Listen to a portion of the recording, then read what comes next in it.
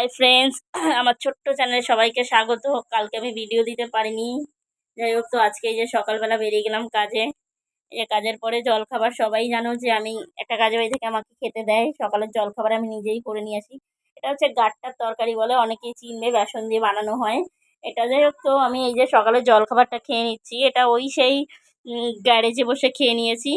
তো হচ্ছে কালকে ভিডিও দিতে পারিনি, সত্যি কথা। কালকে শরীরটা ভালো ছিল না, তারপর হচ্ছে দেওয়ার মতো কোনো ভিডিও ছিল না, তাই আমি দিতে পারিনি।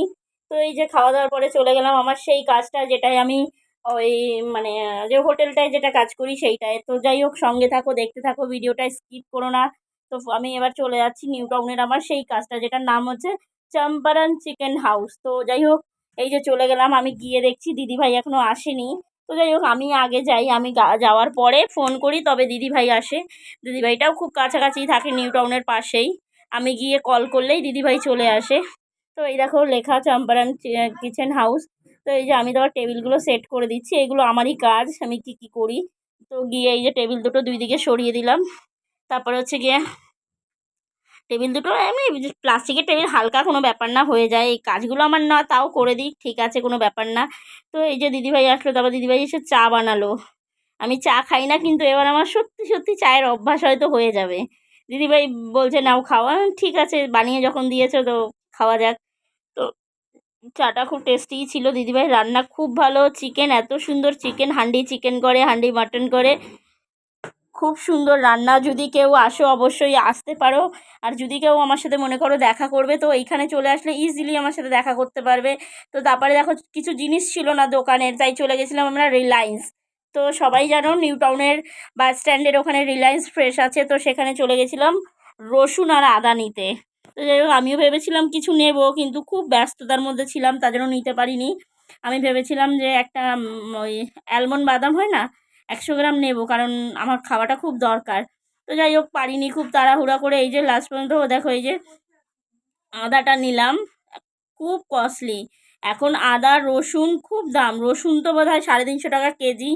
তো জানি না বাবারে, খুব দেখলেও ভয় লাগে রসুন কেনার কথা শুনলে। যাই হোক, এই যে তারপরে চলে যাব আমরা বিল করতে।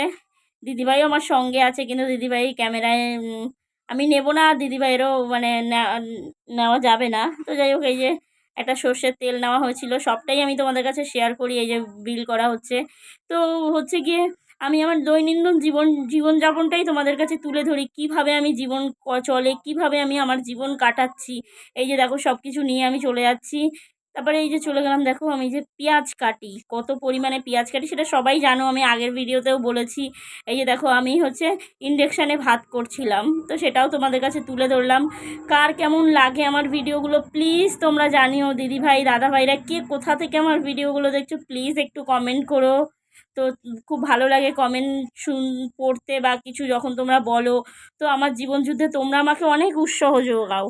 তো এই যে কাজের ফাঁকে একটু রেস্ট টাইম, তাই এই যে বসেছিলাম, তো রেস্ট নিচ্ছিলাম। 10-15 মিনিট রেস্ট পাই প্রত্যেকটা কাজের পরে পরে। তো এবার বলি, একটা দিদিভাই আছেন নাসিফা, সে আমাকে আগেও মেসেজ করেছিল যে দিদিভাই আমার নামটা নিও। তো বলছি নাসিফা, তুমি ভালো থেকো, সুস্থ থেকো, আমার ভিডিওগুলো দেখো, এইভাবেই আমার পাশে থেকো। তো যাই হোক, তুমি ভালো থেকো, সুস্থ থেকো। তাই চলে আসলাম। এই যে আমার পেঁয়াজ কাটা, এইটা হচ্ছে আমি টোটাল এখানে 2 থেকে 3 বার আমাকে পেঁয়াজ কাটতে হয়।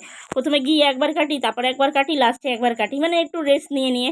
তো দেখো এই যে পেঁয়াজ কাটছি, আমি চেষ্টা করি যত স্পিড কাটার, কারণ অনেকটা পরিমাণে কাটতে হয়। তো একদম হালকা হালকা কাটলে আমার সময় প্রবলেম হয়ে যায় না।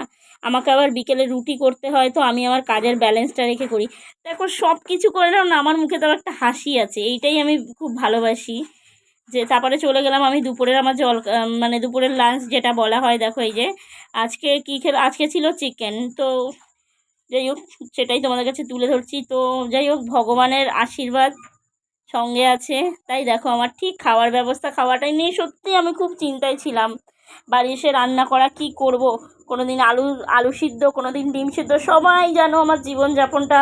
তো সেখান থেকে যে একটু খাওয়া দাওয়ার খুব একটু ডেভেলপমেন্ট হয়েছে, তার জন্য আমি অত্যন্ত খুশি। কিন্তু রোজ রোজ চিকেন খাওয়া ভালো না, তার বিপরীত কোনো না কোনো চিন্তা ভাবনা করছি।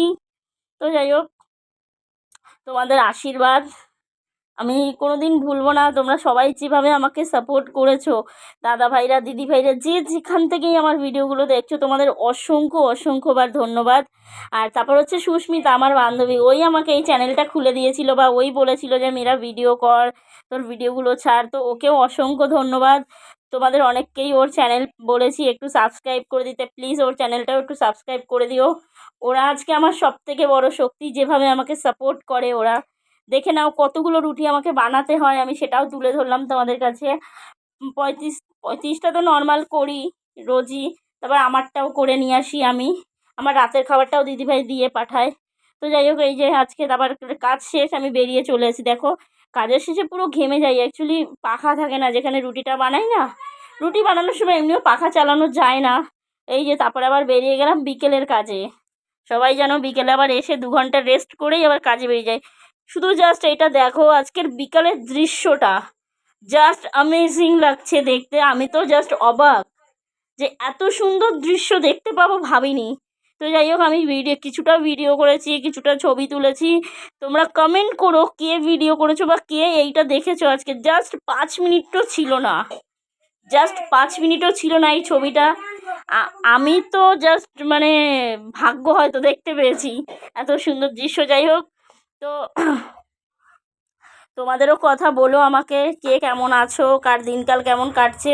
তারপরে দেখো বাড়ি আসছি, বাড়ি আসার সময় জাস্ট ফুচকাটা দেখে না আর লোভ সামলাতে পারিনি, কোনো রকমের লোভ সামলাতে পারিনি। আমার কাছে ক্যাশ টাকা থাকে না, আমার যা টাকা থাকে ফোনে, মানে অনলাইন লেনদেন করি ফোনপেতে। তো আমি বলছি, দাদা তোমার ফোনপে আছে তো? বলছে হ্যাঁ। আমি দৌড়ে ব্যাগটা রেখে গেছি বাড়িতে, মানে আমার ঘরের পাশে, দৌড়ে ব্যাগ রেখে ফুচকা খেতে গেছি। মানে এতটাই আমি ফুচকা, মানে হট করে দেখে লোভ লেগে গেছিলো যে না আমি ফুচকা খাবো, ফুচকা খাবো। তো কে কে ফুচকা খাও কমেন্ট করো, আমি তো ফুচকা খেতে খুব ভালোবাসি। সবাই সুস্থ থেকো, ভালো থেকো, বাই, গুড নাইট।